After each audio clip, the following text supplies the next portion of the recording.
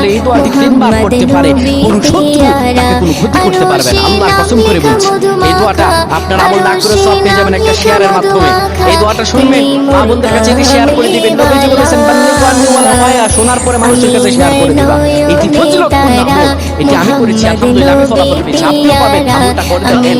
নবীজি সাল্লাল্লাহু আলাইহি ওয়াসাল্লামের শেখানো দোয়া, ভুলে মিস হতে পারে, ভুলে মিস হতে পারে, কিন্তু দোয়ার ফজিলত মিস হবে না।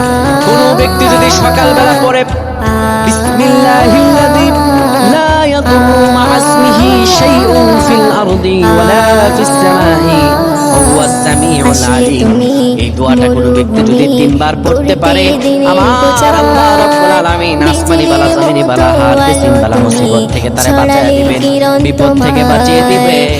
আল্লাহর দয়া রহম তার উপরে দান করবে। আমিন।